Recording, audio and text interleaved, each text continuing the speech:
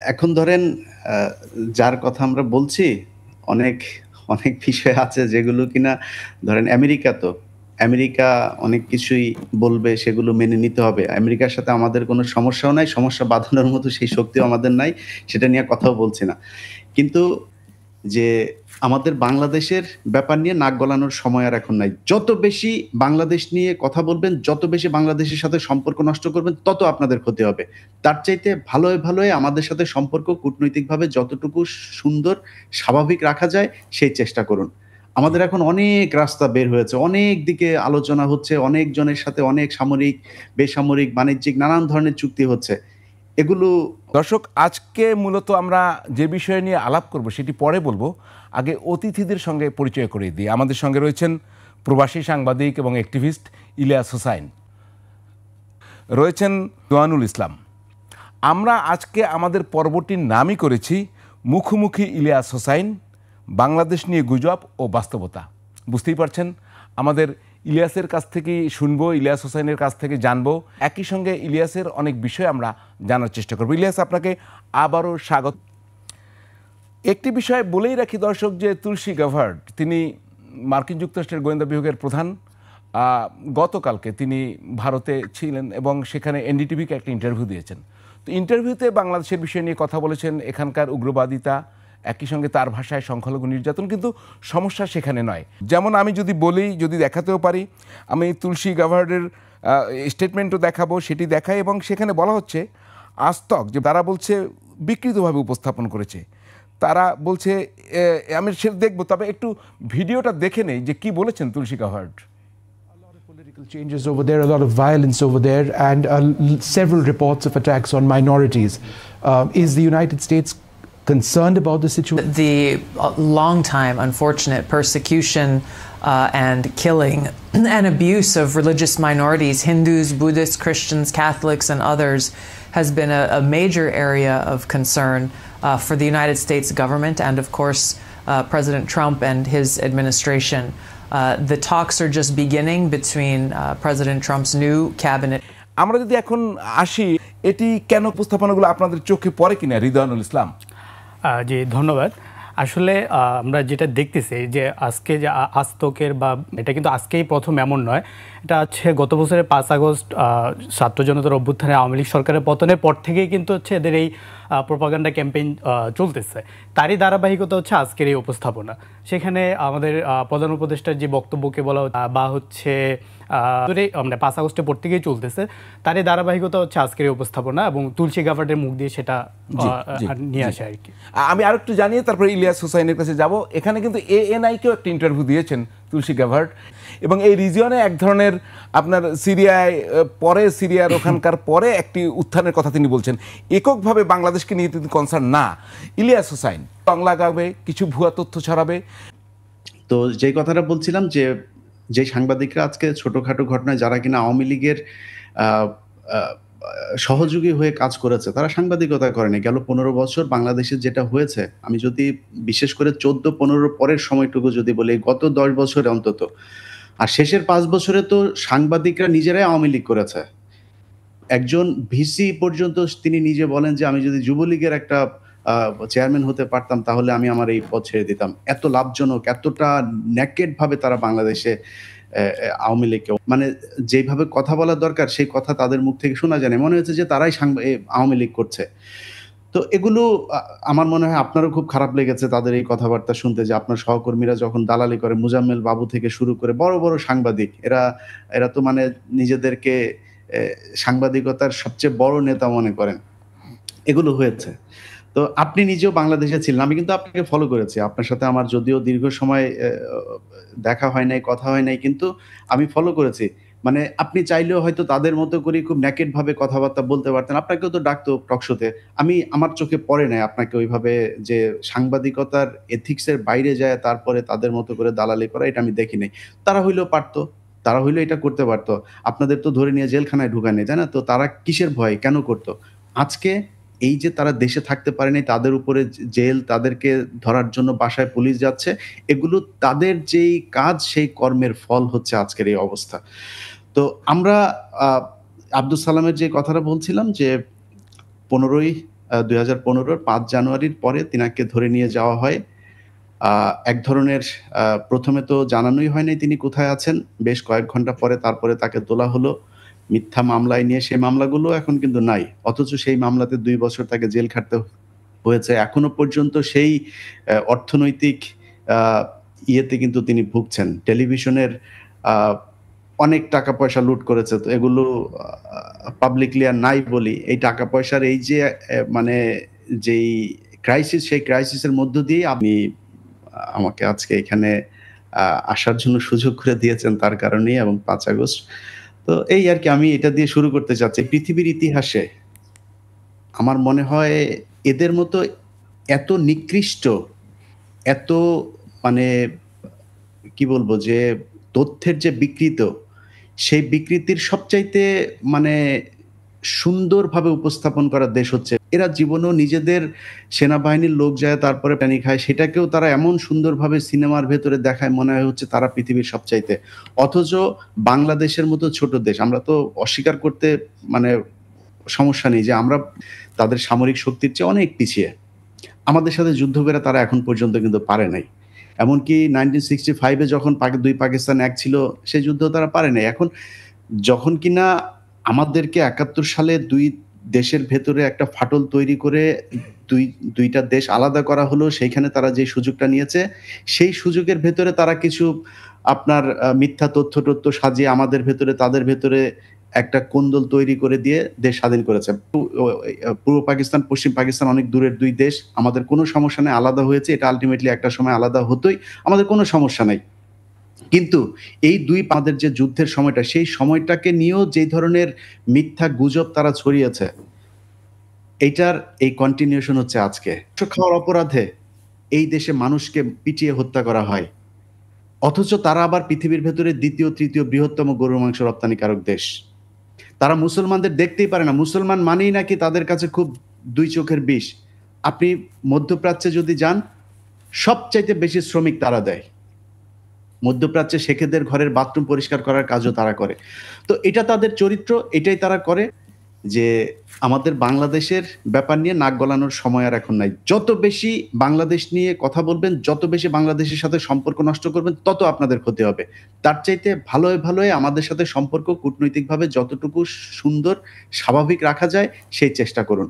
আমাদের এখন অনেক রাস্তা বের হয়েছে, অনেক দিকে আলোচনা হচ্ছে, অনেক জনের সাথে অনেক সামরিক, বেসামরিক, বাণিজ্যিক নানান ধরনের চুক্তি হচ্ছে। এগুলো হবে।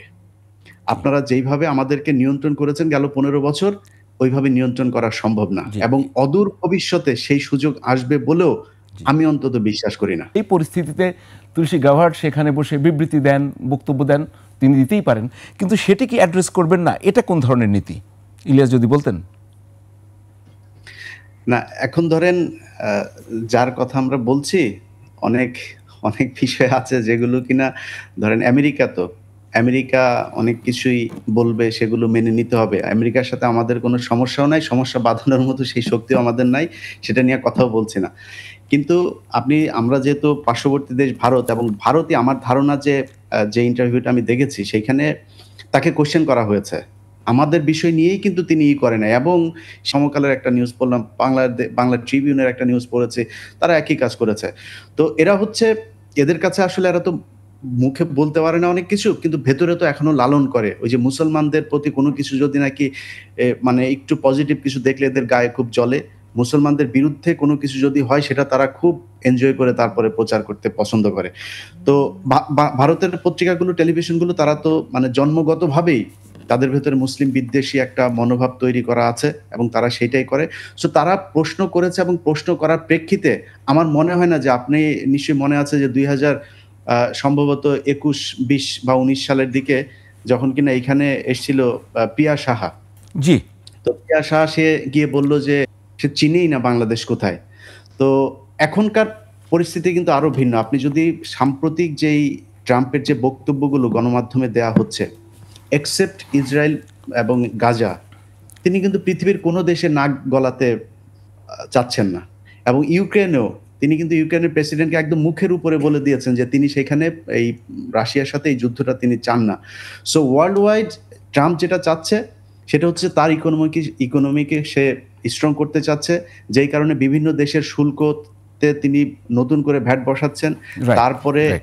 এইখানে আমেরিকার যেসব গাড়ি আছে, আমেরিকার নিজস্ব যেসব জিনিসগুলো আছে সেগুলোর উপর থেকে তিনি সরিয়ে দিচ্ছেন। এতে যেটা হচ্ছে এই প্রণোদনা দিচ্ছেন, সেটাতে ধরেন যেমন লিঙ্কন গাড়ি এখন বিক্রি বেড়েছে বাইরে, সে কিন্তু বিভিন্ন জায়গা থেকে তার সৈন্য কিন্তু ফিরিয়ে এনেছে। তো ট্রাম্পের চাইতে যুদ্ধ বরং ওবামা বেশি করেছে, ট্রাম্পের চাইতে বেশি যুদ্ধ বাইডেন করেছে। সো আমার মনে হয় যে বাংলাদেশ নিয়ে কোথায় কে কি বলল না বলল এটাতে যায় আসে না। আর সবার আগে মাথায় রাখতে হবে যে ইউনূস হচ্ছে কি এই দেশের সরকারে আছে। সো ইউনূসের চাইতে আমার মনে হয় না যে নরেন্দ্র মোদী বা এএনআই বা এনডিটিভির কোনো সাংবাদিকের বেশি কানেকশন মার্কিন যুক্তরাষ্ট্রের সাথে আছে, যে তাদেরকে বাইপাস করে তারপরে বাংলাদেশে আমেরিকা যায়, তারপর যুদ্ধ করবে, সৈন্য পাঠায় দেয়া, এটা মনে করার কোনো কারণে। মনে করেন হাইপোথেটিক্যালি সেরকম কিছু ঘটলো, আওয়ামী লীগের কোনো সুযোগ নাই। আমরা কয়েকদিন আগে আওয়ামী লীগের ফেসবুক পেজে দেখেছি যে এই গোয়েন্দা কর্মকর্তাকে অ্যাড্রেস করে তার ইমেল অ্যাড্রেস দিয়ে দেওয়া হয়েছে, বলা হয়েছে সবাই মিলে তার কাছে ইমেল করেন, ইমেল করে বলেন বাংলাদেশে প্রচুর হিন্দুদেরকে, খ্রিস্টানদেরকে সবাই কি লিখতে হবে সেটাও লিখে দিয়েছেন। তো এটা তো তাদের কর্মফল। তো এটা করে যেটা হবে, মনে করেন যে বাংলাদেশে একটা অস্থিরতা তৈরি হইলো, আওয়ামী লীগ আবার ব্যাক যাবে, এটা মনে করে ঘুম নষ্ট করার কোনো কারণ নাই। ক্লিপ দেখি, তারপরে এটা নিয়ে আপনার সাথে কথা শুরু করব, পরে দেখব হয়তো। তবে তার আগে আমরা সাক্ষাৎকারটা পরে দেখব ইলিয়াস, তারপরে আলোচনা করব। দর্শক, আমরা এই আলোচনায় থাকবো এবং মেজর ডালিম নিয়ে যে কথা বললাম সেটাও নিয়ে আসবো। তো ইলিয়াস হোসেন, আপনার কাছে কিছু প্রশ্ন রয়েছে, প্রশ্ন আপনার কাছে এসেছে, তো আমরা দুই একটা প্রশ্ন করি, ততক্ষণে প্রশ্নগুলো দেখানো যাবে। যে বাংলাদেশে কি শেখ হাসিনা ফিরে আসবে, একজন প্রশ্ন করেছে, আপনার কাছে জানতে চেয়েছে। এবং তিনি আরও প্রশ্ন করেছেন, তার নাম আব্দুল হালিম, যে তিনি নাকি ভয়ঙ্করভাবে ফিরে আসবে। মানে যদি ফিরে আসে সেটা যে ভয়ঙ্কর সেটা তো আমরা জানি। ওনার ফিরে আসা সবসময় ভয়ঙ্কর ছিল, কখনোই ভালো কিছু ছিল না। কিন্তু প্রশ্ন হচ্ছে যে ফিরে আসবে কিনা।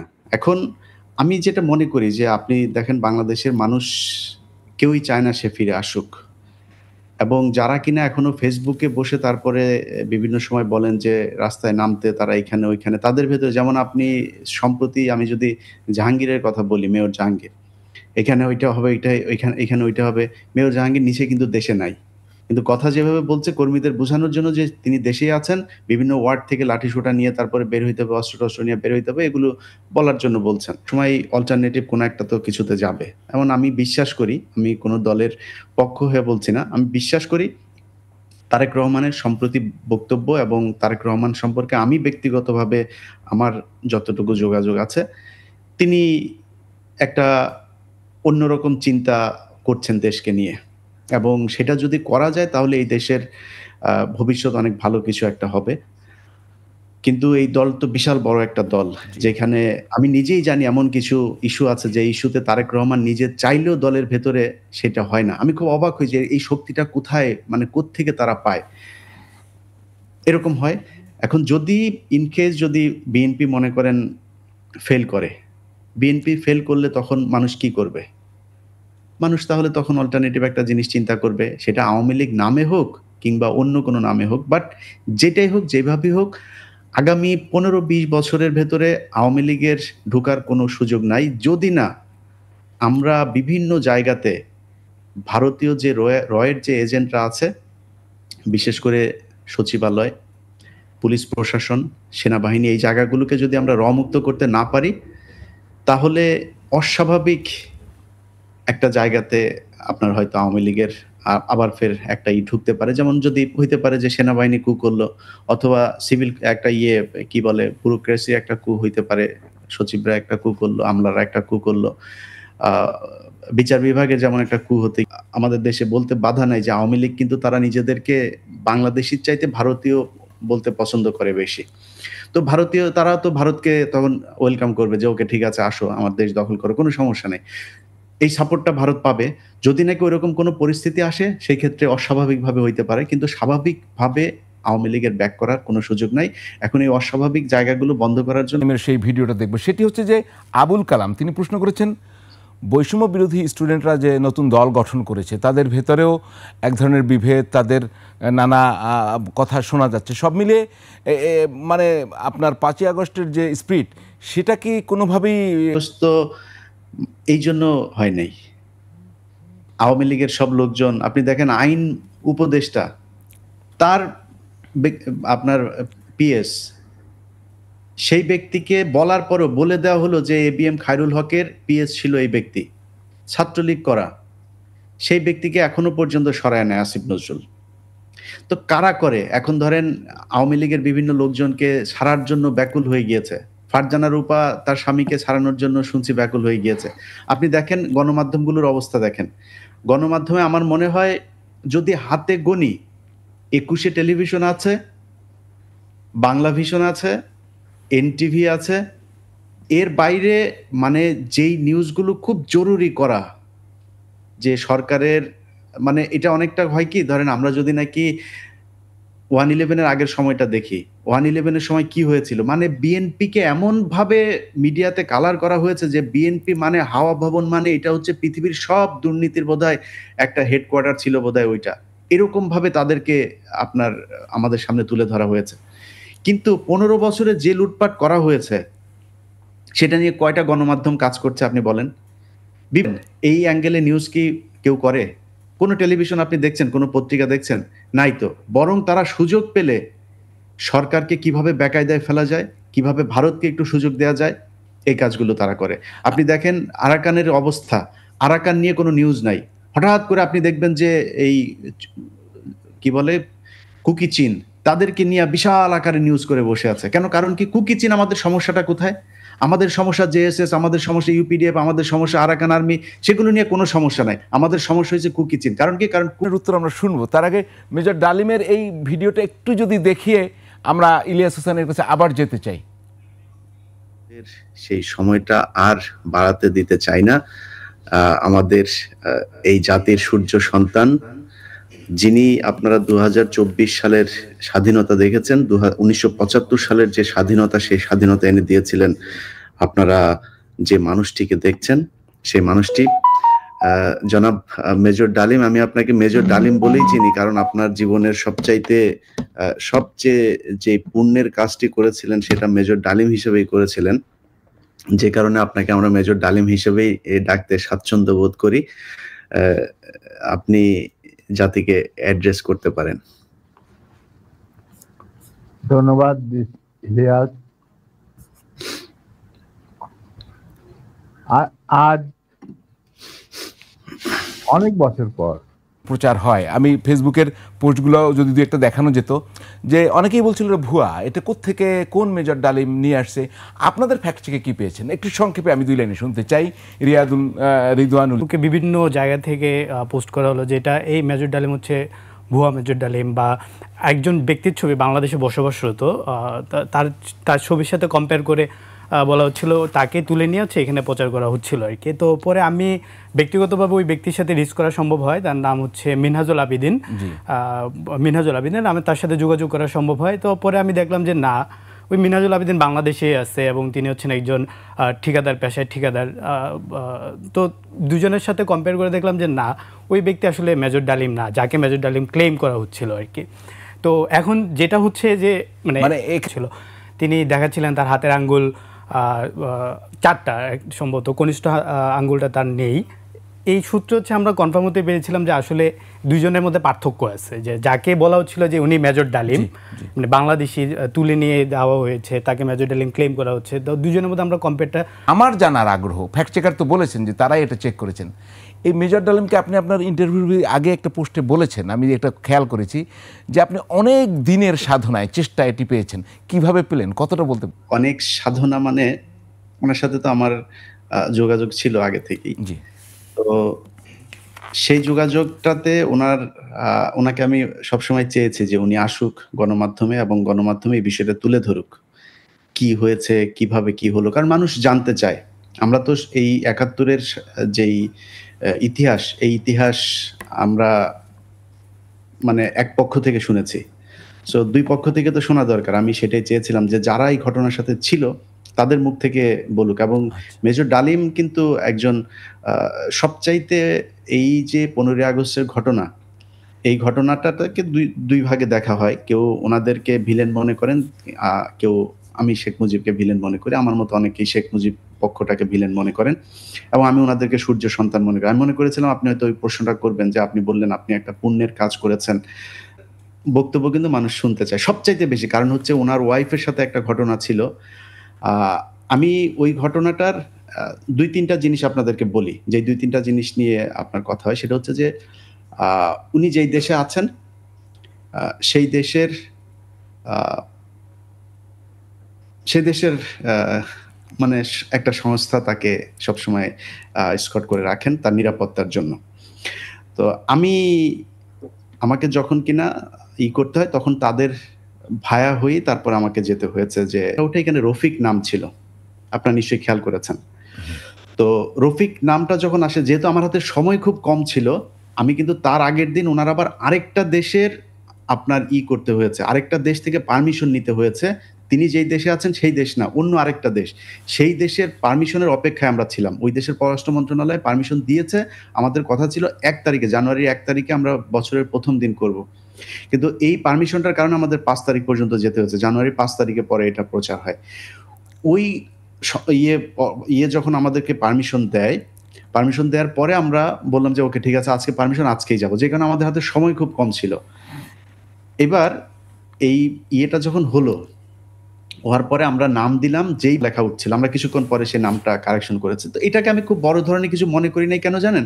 কারণ হচ্ছে মেজর ডালিমকে নিয়ে মানে শয়তানি করার জায়গা নাই। কারণ আমাদের বাংলাদেশ একটা ছোট দেশ। কারণ আমি যদি আজকে বলি যে এটা হচ্ছে হারুন ভাই এটা না, হারুন ভাইয়ের চাচা, মামা, খালু, কেউ না কেউ, বন্ধু বান্ধব, কেউ না কেউ এসে বলবো যে যেটা আমাদের উনি বললেন যে মিনহাজুলকে নিয়ে আসা হয়েছিল। আর হচ্ছে আঙুলের যে বিষয়টা, এটা অনেক বড় একটা বিষয়, এবং এই আঙুল কেন গিয়েছিল সেটা মেজর ডালিম তার বইতে লিখেছেন। এই আর কি। আর আপনি যে প্রশ্ন করেছেন যে আমি ওনাকে বলেছিলাম এবং উনি আমাকে কথা দিয়েছিলেন যে উনি যখন যেদিনই আসবেন সেদিন আমার এখানে আসবেন। তো আর একটা প্রশ্ন আছে, অলরেডি এসে সেই প্রশ্নটা করে নিই, যে আপনার সাথে কমিউনিকেশন হয়তো, তো উনি কি এই মুহূর্তে, এখন তো 5ই আগস্টের পর তো উনি আসতে পারেন, ওনার কি দেশে ফিরে আসার কোনো সম্ভাবনা আছে কিনা? কুল হয়ে আছেন, এমনকি আমি নিজে ওনাকে বলেছি যে এটা কিছুটা পরিস্থিতি দেখে তারপরে যাওয়া উচিত। যদিও বাংলাদেশের মানুষ ওনাকে, আমার বিশ্বাস উনি যদি বাংলাদেশে যায় বলেন, আপনারা দেখেছেন যে আমার এটা প্রায় 8 লাখের উপরে মানুষ একসাথে লাইভে দেখেছে, এবং মানুষের ভেতরে আমার চোখে পড়ে নাই একমাত্র আওয়ামী লীগের মানুষ ছাড়া কেউ এটাকে খুব বাজেভাবে নিয়েছেন বা ওনাকে কটাক্ষ করে কোনো কথা বলেছেন। আমার বিশ্বাস বাংলাদেশে উনি যদি ফেরত যায়, বাংলাদেশের কোটি কোটি মানুষ বিমানবন্দরে ওনাকে অভ্যর্থনা জানাবেন। বাট আইনগত বিষয়গুলো, যেহেতু এখন এটা একটা সিরিয়াস একটা মামলা ছিল, সেই মামলাতে, এবং এটা তো একটা মামলা, আপনি যেটাই বলেন সেখানে যেইভাবেই হোক, যেহেতু মামলাটা হয়েছে, একটা বিদ্রোহ যদি করে, পৃথিবীর এমন কোনো বিপ্লব নাই যেখানে মাত্র 21-22 জন মানুষ মারা গিয়ে একটা দেশের এত বড় প্রতাপশালী একজন প্রেসিডেন্টকে, একজন বাকশাল স্বৈরাচারকে আপনার সরানো হয়েছে। বাংলাদেশে প্রথম হয়েছে এটা। তাকে লাঠিচার্জ করতে পারবে না, কাঁদানি গ্যাস ছুটতে পারবেন, আপনাকে অস্ত্রই ব্যবহার করতে পারবে। আর এটা আর্মি, আর এটা একটা বিদ্রোহ, সেই বিদ্রোহের মধ্যে যায় আপনি তো এটা করতেই হবে। তো সেটা হয়েছে। কিন্তু আমি বলছি না যে তারা মেরেছে, তারা মানে খুন করা ঠিক হয়েছে না ভুল হয়েছে সেটা বিষয় না। বিষয় হচ্ছে যে আপনাকে সরানো যাচ্ছিল না। শেখ হাসিনা যদি নাকি পালিয়ে না যেত এইভাবে, শেখ হাসিনাকেও তো ওইটাই করা যায়। আমি বাংলাদেশে থাকলে আমি নিজে মারতাম। তা আপনি এখন কিভাবে মারতো? ওই 15ই আগস্টের মতো মারতো না, কেমনে মারতো সেটা পরের বিষয়, বাট মারতাম। ওকে এইভাবেই মারা হইতো, বিচার করা হইতো না, ওকে এইভাবেই মারা হইতো। আপনি সুযোগ যখন না রাখবেন গণতান্ত্রিক পদ্ধতিতে একটা সরকার ব্যবস্থা পরিবর্তনের, তখন তো এইটাই হবে। আপনি কিন্তু এই যে 5ই আগস্টের পর যে সরকার হয়েছে, আমরা একটা ভিডিও দেখব আপনি, এবং আপনার কথাকে আপনি যেটা বলেছেন ভারতীয়দের সঙ্গে যোগাযোগ, সেনাবাহিনী সদরের যোগাযোগ, তখন আপনার কথাকে কিন্তু তিনি বলছেন নির্জল। আমরা বোধহয় আসিফ নজরুল সাহেবকে যদি কানেক্ট করতে পারতাম ভালো হতো, তবে তার একটি জবাব আছে, আমরা সেটি শুনে ইলিয়াস হোসাইনের কাছে আলোচনায় যাব। সাথে নিয়ে ভারতের দালালদের নিয়ে আমি মিটিং করেছি। আমি অবাক হয়ে যাই, মানুষের কল্পনারও তো একটা সীমা থাকা উচিত। 3 তারিখে মাহবুব মোর্শেদের সাথে শহীদ মিনারে সমাবেশ করার পর রাত 9টা পর্যন্ত ছিলাম, বাসায় গিয়েছিলাম। তারপরে অধ্যাপক মোস্তফা মামুন ঢাকা ইউনিভার্সিটি ফুলার রোডের 19 নম্বর বিল্ডিংয়ে। শুনতে পেয়েছেন তো যে আসিফ নজরুল যা বলেছেন। এবার আপনার বক্তব্য কি? আপনার বক্তব্যকে তিনি বলছেন যে মানুষ যে এত মিথ্যা কথা বলতে পারে, আপনি এত মিথ্যা কথা বলতে পারেন ইলিয়াস? আসিফ নজরুলের প্রশ্ন। বিষয় হচ্ছে যে আসিফ নজরুলের যদি নাকি আপনি এখন কোশ্চেন করেন যে আসিফ নজরুল মোটামুটি 1000 কোটি টাকার মালিক এই মুহূর্তে হয়ে গিয়েছেন। আসিফ নজরুলকে স্বীকার করবেন? আসিফ নজরুলকে আমি যদি এখন এটা বলি সেও এটাই বলবে, কিন্তু এটার জন্য অপেক্ষা করতে হবে। আপনি যদি আইন মন্ত্রণালয়টা দেখেন, আইন মন্ত্রণালয়ের গাজীপুরের মতো জায়গায় একজন বিচারক, আপনি নিশ্চয়ই মনে আছে যে একজন পুলিশ কনস্টেবল যে কিনা সরাসরি, যার ভিডিও ফুটেজ আছে একজন ছাত্রকে গুলি করার, তার জামিন দিয়েছিল এই গাজীপুরে। তিনি দিয়েছেন, তার নিজের সুপারিশে তাকে ওইখানে বসানো হয়েছে। আপনি পুরো আইন মন্ত্রণালয়টা যদি দেখেন। আর আসিফ নজরুল আসলে কে, এটা নিয়ে আমি আরো একটা কাজ করছি। ওইখানে এই গেল 7-8 মাসে আসিফ নজরুল কি করেছেন, কোথায় কোথায় ধান্দাবাজি করেছেন, সেগুলো নিয়ে ওই প্রোগ্রামটা যাবে। ওইখানে আপনি জবাব পেয়ে যাবেন যে আসিফ নজরুল আসলে কাদের লোক, আসিফ নজরুল কি করছে। এবং উৎপাদক, এটা হচ্ছে প্রথম আলো। আজকে 7 মাস হয়েছে বাংলাদেশে কোনো জঙ্গি নাই, কোনো গ্রেনেড হামলাও হয় না, উদিচির হামলাও হয় না, সায়ানটে হয় না, বটমূল্য হয় না, কোথাও হয় না। মানুষের প্রতিদিনই গ্যাদারিং।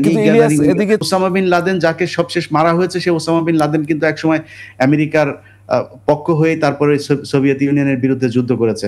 সো সময় বলে দেয় যে কে কোন দিকে যাবে। এখন হিজবুত তাহরিরকে আপনি বানিয়েছেন, আপনি বলছেন যে হিজবুত তাহরির হচ্ছে গিয়ে বোমা মেরেছে, আপনি বলছেন হিজবুত তাহরির হচ্ছে জঙ্গি সংগঠন।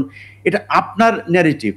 এখন এই ন্যারেটিভটা যে সত্য সেটা তো আমাদের এখন জানতে হবে যে হিজবুত তাহরির আসলে কি করে। হিজবুত তাহরির গত 5 তারিখের পর থেকে যতগুলো ঘটনায় আপনি দেখেন তো, কোথায় তারা অস্ত্র নিয়ে এসছে, কোথায় তারা বোমা মেরেছে, কোথায় তারা কারো গলা কেটেছে, কোথায় তরবারি নিয়ে এসছে নাকি? আসে নাই তো। তো আমাদের জানতে হবে হিজবুত তাহরির আসলে কি। আমি মনে করি তাদেরকে যে ব্যান করা হয়েছে, নিষিদ্ধ ঘোষিত করা হয়েছে, আমি মনে করি এটা সরানো উচিত। যদি স্পেসিফিক কোনো ব্যাপারে, যদি তাদের ব্যাপারে কোনো অভিযোগ থাকে, সেটার বিচার হোক, আমরা চাই। তারা কোনো জঙ্গি সংগঠনের সাথে জড়িত হইলে বিচার হোক কোনো সময়। কিন্তু আমরা নিজেরা, এই বাংলাদেশ কোনো একমাত্র দেশ যে দেশে নিজেরাই নিজেদের মুসলমানদেরকে জঙ্গি বানানোর জন্য খুব উদ্গ্রীব হয়ে থাকে। আমাদের একটা বিরতি। আমাদের সঙ্গে রয়েছেন প্রবাসী সাংবাদিক এবং অ্যাক্টিভিস্ট ইলিয়াস হোসাইন, রয়েছেন ফ্যাক্ট চেকার ফ্যাক্ট ওয়াচের রিদওয়ানুল ইসলাম। ইলিয়াস হোসেন, যে মাসখানেক আগে যখন ভাঙা হয়েছিল সেই সময়ে আপনাদেরও লাইভে দেখা গেছে, মানে মোবারক আমাদের সাথে ঈদে আমার সাথে কোলাকুলি করার জন্য আছেন আপনাদের প্রিয় আরেকজন মানুষ। দাদা, ঈদ মোবারক। ঈদ মোবারক। ঈদ মোবারক ইলিয়াস। ঈদ মোবারক দাদা। ভাঙচুর শুরু হয় তখনই কি এই আপনারা লাইভে ছিলেন, বা এর টার্গেটটা কি ছিল? টার্গেট জনগণের পাশে থাকা ছিল। আমরা তো জনগণের পক্ষেই কথা বলি। আমি তো মনে করি যে বাংলাদেশে আমাদের অবশ্যই অনেক মানুষ অপছন্দ করে। আমি মনে করি বেশিরভাগ মানুষ বোধহয় আমি বা পিনাকি ভট্টাচার্য, কনক সারোয়ার আমাদেরকে পছন্দ করে বোধহয়, আমি মনে করি আর কি। আমাদের ভিউ, কমেন্ট এগুলো দেখে, আমরা যে একদম দেখি না তা তো না, কমেন্টগুলো দেখারও চেষ্টা করি মানুষ কি চিন্তা করে আমাদেরকে নিয়ে। তো জনগণ চেয়েছে, জনগণের পাশে ছিলাম। ঈদ মোবারক কেন হলো? খুশি বিলিভ করি সেটা হচ্ছে যে শেখ মুজিব এই দেশের সব সময় এই দেশের বিরোধিতা করেছেন, এবং ওই বাড়িতে বসে আপনি যদি চিন্তা করেন যে শেখ মুজিবকে যদি 2টা পার্টে আপনি ভাগ করেন, শেখ মুজিব পাকিস্তান প্রেমী ছিল না ভারত প্রেমী ছিল? শেখ মুজিব ক্ষমতা প্রেমী ছিল। যখন যাদের যেভাবে, আপনি মনসুর আহমেদের বই যদি দেখেন, আপনি আতাউর খানের বই যদি দেখেন, আপনি যদি নাকি মহিউদ্দিন আহমেদের বই দেখেন, সবখানে একটা বিষয় পরিষ্কার যে শেখ মুজিব সবসময় চাইতো, এমনকি সে 4 দিনের গোপনে 4 দিনের মন্ত্রী হয়েছিল চুরি করে। এটা শেখ মুজিবের একদম ঘনিষ্ঠ যিনি, তিনি লিখে গিয়েছেন, এই আতাউর রহমান সাহেব। তাকে নিয়ে কোনো বিতর্ক নাই, তিনি বিএনপিও করে নাই, জামাতও করে নাই, এই শেখ মুজিবের সাথেই রাজনীতি করেছে। এখন এই ব্যক্তিটা ছিলেন সবসময় ক্ষমতার জন্য প্রেমী। আপনি 7ই মার্চের ভাষণ বলেন, 6 দফার কথা যদি বলেন, 6টা দফা যদি এখন আপনাদেরকে বলি, 6টা দফার মধ্যে কি ছিল? কোথাও বলা ছিল যে আমরা পাকিস্তান থেকে আলাদা হইতে চাই, আমরা পাকিস্তান থেকে এই হইতে চাই, আমরা স্বায়ত্ত শাসন চেয়েছিলাম। আচ্ছা, তার আগে এটা এরকম হয় যে এখন হয়তো কেউ তর্কের খাতিরে বলতে পারে যে উনি হয়তো আস্তে আস্তে তারপরে যেতেন ইয়ের দিকে। দেখেন, তার আগে কিন্তু আরো অনেকগুলো দফা, অনেকগুলো দিয়ে দিয়েছে, আপনার ট্যাব দিয়েছে। আপনার এর আগে হচ্ছে গিয়ে 57-তে কাকবাড়িতে জনাব মাওলানা আব্দুল হামিদ খান ভাসানী দিয়েছেন। সো আমরা অলরেডি পাকিস্তানের সাথে থাকবো না, ভাসানী অলরেডি সালাম আলাইকুম বলে দিয়েছেন। আমরা থাকবো না। সেইখানে 6 দফা করে মূলত যেটা বলা হয়, যেটা আতর রহমান সাহেবও লিখেছেন, যে এটা করে আইয়ুব খান সাহেব শেখ মুজিবকে দিয়ে যেটা চেয়েছেন যে শেখ মুজিব এমন একটা কিছু দেখ যেটা দিলে বাংলাদেশের মানুষ, অর্থাৎ তখনকার পূর্ব পাকিস্তানের মানুষ পশ্চিম পাকিস্তানের সাথে অন্তত থেকে যায়, যে আমরা স্বাধীনতাটা চাচ্ছি এটা যেন আমরা মানুষ ভুলে যাই। এত পর্যন্ত সব বাদ দিতে চাই, কারণ হচ্ছে পৃথিবীর প্রতিটা রাজনৈতিক দল যখন বিরোধী দলে থাকে তখন খুব ভালো মানুষ থাকে। গেল 15 বছর আমরা এই দেশের কোন রাজনৈতিক দল, আমরা নাম বলতে চাই না, সেই রাজনৈতিক দলেরা অনেকেই আছেন খুব ভালো ভালো কথা বলেছেন, চাঁদাবাজির বিরুদ্ধে কথা বলেছেন, দুর্নীতির বিরুদ্ধে কথা বলেছেন, তারা এখন অনেক দুর্নীতির সাথে জড়িয়ে গিয়েছেন। সো বিরোধী দলে থাকলে সবসময় সবাই ভালো থাকেন। আমি 71-এর পরে 72-এর 10 তারিখ থেকে শুরু করে 75-এর 15ই আগস্ট পর্যন্ত শেখ মুজিবকে দেখতে চাই। একটি বিষয় আলাপ করে আপনার কাছে আর কিছু শুধু সংক্ষেপে, আমি বিডিআর বিদ্রোহ নিয়ে আপনি একটি ভিডিও সর্বশেষ করেছেন। আমি এটা তাহলে 10 সেকেন্ড একটু শেষ করে দিতে, করেন আপনি, আসলে ইনকমপ্লিট থেকে যাবে। তো ধরেন শেখ মুজিব যখন কিনা এখানে বসে 6 দফা দিয়েছেন, এখানে বসে বাকশাল তৈরি করেছেন, এইখানে বসেই এই 74-এর বাংলাদেশের প্রায় 40 লাখ মানুষকে হত্যা করেছেন, বাহিনী, নীল বাহিনী, রক্ষী বাহিনী সব এই ঘরে বসেছে। অতএব এটা হচ্ছে স্বৈরাচারের একটা নিদর্শন, এটা স্বৈরাচারের আতুর ঘর, এটা ভাঙতে হবে। এখন হইতে পারে মানে আপনারা হয়তো একটা দর্শন থাকতে পারে, আপনি হয়তো শেখ মুজিবের প্রতি একটা শ্রদ্ধা থাকতে পারে, অনেকেরই আছে, সেটার সংখ্যাটা বেশি না, খুব কম, নগণ্য। এই মানুষগুলির সেই শেখ মুজিবের প্রতি যে একজন মানুষ মারা গিয়েছে তার প্রতি রেসপেক্টটা আমি দেখতে চাই, আমি এইরকম একটা বাংলাদেশে চাই। কিন্তু এই মানুষগুলি যেদিন খালেদা জিয়াকে ক্যান্টন ভিডিওটি তৈরি করেছেন তার উপরে 2 মিনিটের একটি 2-1.5 মিনিট, আমি বেশি সময় আপনাকে দিতে পারবো না। এখন এখানে সমস্যা হচ্ছে কি, ধরেন জি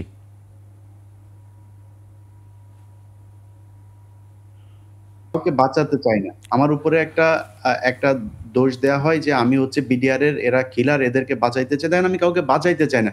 আমি মনে করি সেনাবাহিনীর যে অফিসারদের পরিবার বা কেউ যদি বলে যে সেনাবাহিনীর বিরুদ্ধে গিয়ে আমি বিডিআর কে বাঁচাইতে চাই, আমি মনে করি তার পরিবারের মানুষ মারা গিয়েছে, কিন্তু আমি তার চাইতে বেশি বিচার চাই।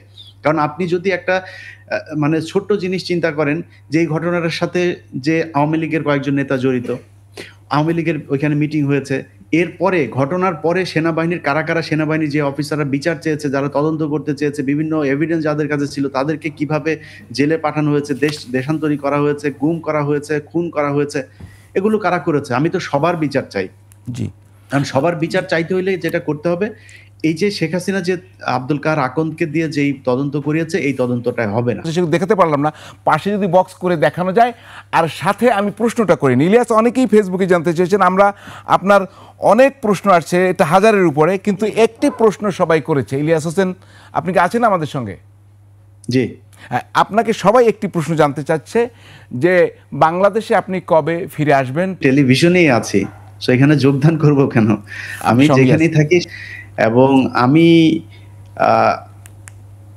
বাংলাদেশে এই টেলিভিশনে কাজ করেছি। আপনারা আমাকে আপনাদেরকে আরো কিছু বিষয় জানিয়ে আমরা বোধহয় শেষের দিকে, আমাদের যিনি আজকের উপস্থাপক হারুনুর রশিদ, তখনও উনি ইন্টারভিউ বোর্ডে ছিলেন। ইন্টারভিউ বোর্ডের আমাকে প্রশ্ন করা হয়েছিল যে মানে আমি যেদিন প্রথম ইন্টারভিউ দিতে যাই যে আমার স্বপ্ন কি, তো সেদিন আমি বলেছিলাম, আমি মনে করি যে এখানে আমি তো সাংবাদিকতায় পড়াশোনা করি না, আমি ইংলিশে অনার্স মাস্টার্স করেছি, আমার কি আর এখানে চাকরি হবে নাকি, এমনিতেই ইন্টারভিউ দিতে গিয়েছিলাম। জি, দেশে কবে আসবো এটা এখনো আমি ঠিক আসলে বলতে পারছি না, আমার ব্যক্তিগত কিছু ব্যাপার আছে, সেই ব্যাপারগুলোর উপরে ডিপেন্ড করবে। এবং আমি মনে করি যে বাংলাদেশে এখনো পর্যন্ত, এবং আমার শত্রু আসলে আওয়ামী লীগ, বিএনপি বা সমন্বয় কেউ না,